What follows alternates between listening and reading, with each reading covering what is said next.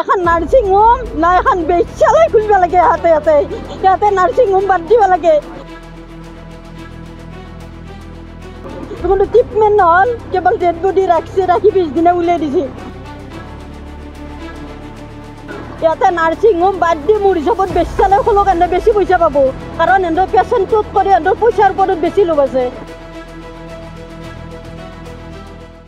তো অৱস্থাত ঘৰত দিব লগা হ'ল আমাক বহুত মৰম কৰিছিল মোৰ ডাঙৰ ছোৱালীটো তাৰ ছোৱালীতকৈ বহুত মৰম কৰিছিল তাই আজি চেঞ্জ হৈ ঘৰত পৰি আছে ছোৱালীটোই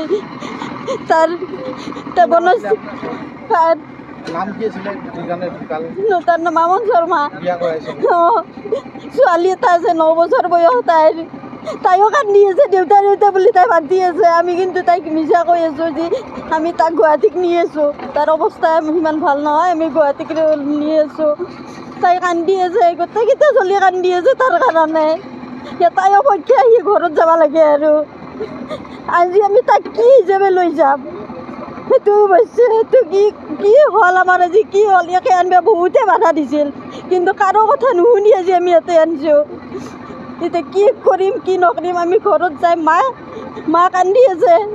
বনশ্ৰী কান্দি আছে মানে তাৰি কন্যাটো কান্দি আছে আমি এতিয়া কি হিচাপত ঘৰত যাম আমি আপোনালোকে কওক এতিয়া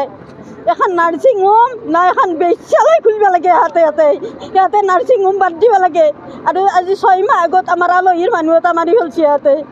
কোনো ট্ৰিটমেণ্ট নহ'ল কেৱল ডেড বডি ৰাখছে ৰাখি 20 দিনে উলিয়াই দিছে প্ৰফেচাৰ একদম ইয়াত মানে গৰু চৰুৰো অধম ইয়াতে নাৰ্ছিং হোম বাদ দি মোৰ হিচাপত বেশ্যালয় খোলো কাৰণে বেছি পইচা পাব কাৰণ এন্দৰ পেচেণ্টটোত কৰি এন্দৰ পইচাৰ ওপৰত বেছি লোভ আছে মোৰ এইখিনি কথা ভগৱানক বিশ্বাস কৰক ইহঁতে যিজন ডক্টৰে তাহাঁতে পইচাৰ লোভত চিকিৎসা কৰিছে তেনেকৈ কম সময়ৰ ভিতৰতে তেনাৰো মোৰ দৰে অৱস্থা হ'ব মই যে একদম অন্তৰৰ পৰা কৈছোঁ বহুত দুখ পাইছোঁ মোৰ দেউতা ঢুকুৱা আজি 2 মাহ হোৱাই নাই দেউতা ঢুকাওঁতে মই ইমান দুখ পোৱা নাই আজি বহুত দুখ পাইছোঁ মই তেওঁৰ ভাইটি হয় মই বহুত দুখ পাইছোঁ ভাইটি গুৱাহাটীৰ পৰা আহিছিল সাংসাৰিক এক্সিডেণ্ট হ'ল কিন্তু 2টা বজাত এক্সিডেণ্ট হৈছিল তাৰপিছত তাৰ পৰা তেওঁলোকে তাৰে লোকেল মানুহখিনি আৰু যোগাযোগ কৰি পেলাই এমছত পঠাই দিলে এমছত পঠাই দি তাত ৰাতি 2টা বজাত থাকিল পিছত আমাৰ ভাইটি আমিও গৈ পালোঁ তাৰপিছত ৰাতি 2টা বজাত আমাৰ GMCত পঠাই দিলে তেওঁলোকে GMCত পঠাই দিয়াৰ পিছত তেওঁলোকে তাত পৰীক্ষা নিৰীক্ষা কৰিলে কৰি পেলাই তেওঁলোকে আমাক পিছদিনা ৰাতিপুৱা 13 তাৰিখে আমাক ৰিলিজ দি দিলে তেওঁলোকে তাৰ পৰা ঘৰত আহিলোঁ সুস্থ সবল ঠিকেই আছে ঘৰত আহি পোৱাৰ পিছত পেটটো অলপমান বিষাই থাকিলে মানে ৰাতিৰ পৰা আৰু সেইদিনা ৰাতিৰ পৰা অলপমান বিষাই থাকিল তাৰ পিছদিনা কি কৰিলোঁ আমি ইয়াতে লৈ আহিলোঁ পৰহি তাৰমানে ইয়াতে আমি আনিলোঁ আনি পিছবেলা 3-4টা বজাত আহিছিলোঁ ইমাৰ্জেঞ্চি দেখালোঁ দেখাৰ পিছত চব ঠিকে থাকিলে তেওঁলোকে চাই পেলাই কৈছে বোলে নহয়তো অলপ ফ্ৰেকচাৰ হৈছে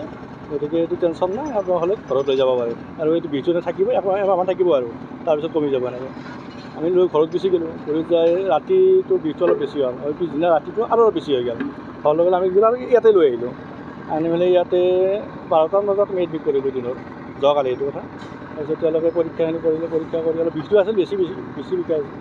তাৰপিছত ডক্টৰ চম্পক বৰ্মন তেখেতে চালে হিতেশ শৰ্মাও তেখেতে চালে চাই পেলাই বোলে তেখেতৰ অপাৰেশ্যন কৰিব লাগিব মোক মাতি দিছে আৰু মাতি দি কৈছে বোলে এখানি অপাৰেশ্যন কৰিব লাগিব তেওঁ মানে তেওঁৰ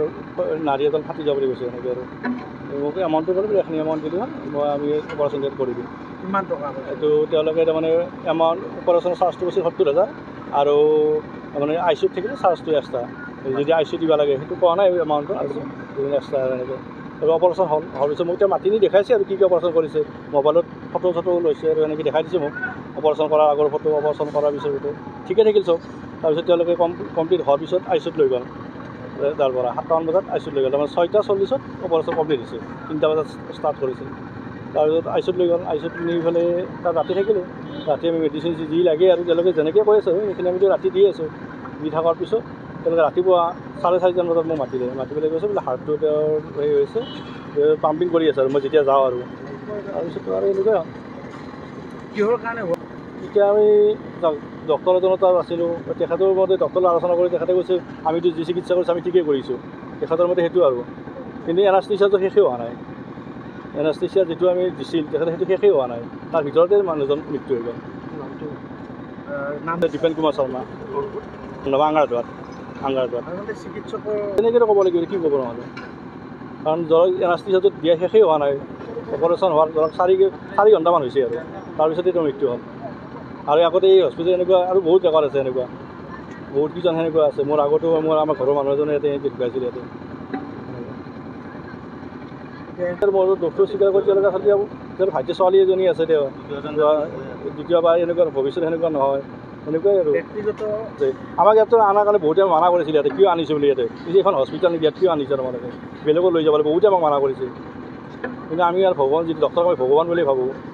মানে বিশ্বাস এইখনতো বিশ্বাস মই বুলি নহয়, ইয়াতো কোনো নকৰে এতিয়া বিশ্বাস। এইখন হস্পিটেল নাম শুনিলে মানুহ এতিয়া নাহিব, কোনো ভৱিষ্যতে নাহে আৰু।